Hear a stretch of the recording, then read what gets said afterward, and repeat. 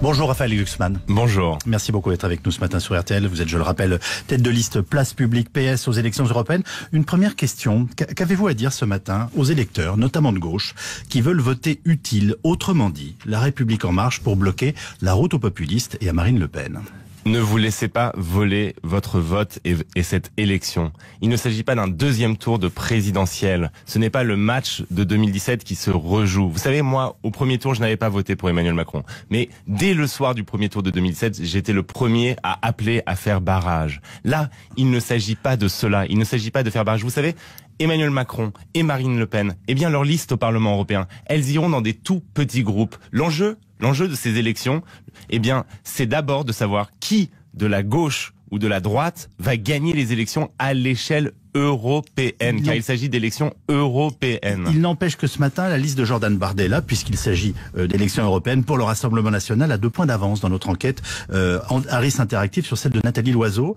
C'est peut-être ça l'urgence pour un électeur de gauche. Mais il ira dans un petit groupe au Parlement européen, Jordan Bardella, de la même manière que Emmanuel Macron ira dans un petit groupe, ultra-libéral d'ailleurs, au Parlement européen. L'enjeu, c'est de savoir si les sociaux-démocrates ou les conservateurs libéraux qui dominent l'Europe depuis 15 ans, eh bien, qui va gagner entre ces deux grands groupes? Entre le groupe qui est représenté en France par Monsieur Bellamy et le groupe qui est représenté en France par notre liste Envie d'Europe. Et vous savez ce qui s'est passé hier aux Pays-Bas? Eh bien, à la surprise générale, alors que les sondages donnaient la liste socialiste à 9%, eh bien, c'est les socialistes qui ont gagné. Et les sondages disaient quoi? Ils disaient c'est un match entre libéraux et populistes, c'est un match entre libéraux et populistes. Et tout le monde répétait ça en chœur. Et en réalité, qui a gagné? Eh bien, la troisième voie, la voie sociale et écologique. Ce qu'on répète tous en chœur aussi, c'est que l'abstention pourrait battre des records dimanche et 70% des 18-34 ans comptent bouder les urnes. Qu'est-ce que vous avez à leur dire là aussi? Je leur dis que l'Europe, eh bien, ça décide de tout.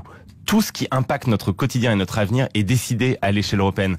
L'air qu'on respire, la qualité des aliments qui sont dans notre assiette, notre rapport au monde, la question fiscale, tout se décide à l'échelle européenne. Donc on ne peut pas bouder cette élection. Mais je comprends, parce que c'est vrai ce qui a été dit dans l'éditorial. Cette élection a été kidnappée par des enjeux de politique nationaux. C'est pas un référendum sur Emmanuel Macron, c'est pas non plus une question de faire barrage. C'est pas un match franco-français, c'est d'abord une question européenne. Et en Europe, la seule manière de changer les politiques européennes, de sortir du tout libéralisme, c'est de voter pour nous et de faire gagner la gauche à l'échelle européenne. S'il y avait un seul candidat à gauche, c'eût été peut-être plus simple et plus mobilisateur, car quand on additionne les voix de Benoît Hamon, Yannick Jadot, une partie des sympathisants de Yann Brassat et vous dépassez largement les 15%. Oui. Vous êtes vraiment sûr d'y avoir travaillé? Bien sûr, j'y ai travaillé, j'ai pris mon bâton de pèlerin, j'ai été les voir tous pour qu'on fasse qu'une seule liste.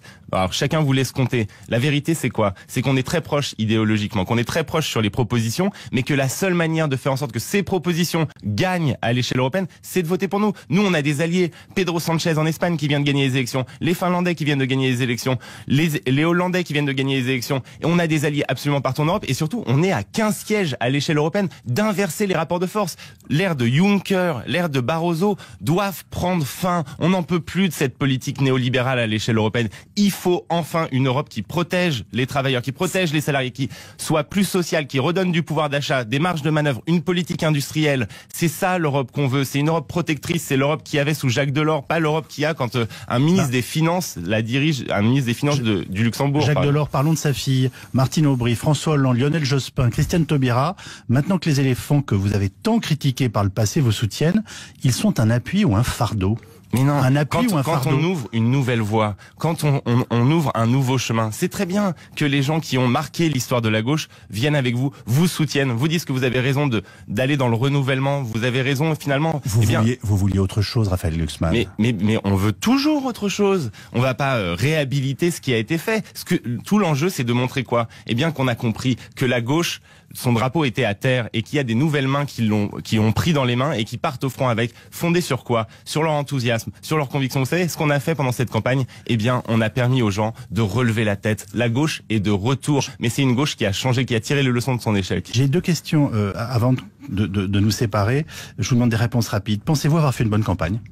Au début, j'ai tâtonné. Vous savez, moi, je suis pas un politicien professionnel. C'est nouveau pour moi. Et donc, oui, j'ai tâtonné, mais depuis quelques semaines, il y a quelque chose qui se passe. Et moi, j'ai une admiration sans borne, en fait, pour les gens qui, de manière gratuite, se dévouent à la politique, se dévouent à leurs idées. Et ça m'a donné une énergie absolument folle. Je suis convaincu qu'il faut changer la manière de faire la politique. Donc, qu'il vous ne y faut avez plus pris des goût carrières professionnelles. Donc, bien vous y sûr, avez j'y ai pris pris goût. Je trouve ça absolument extraordinaire que des gens qui n'ont rien à voir avec la politique rentrent dans la politique, décident de s'en emparer. Parce que la politique, si vous ne vous en emparez pas, eh bien, elle s'empare de vous. Oui, c'était les campagnes pour nous inciter à voter quand j'étais gamin, ce que vous venez de me dire.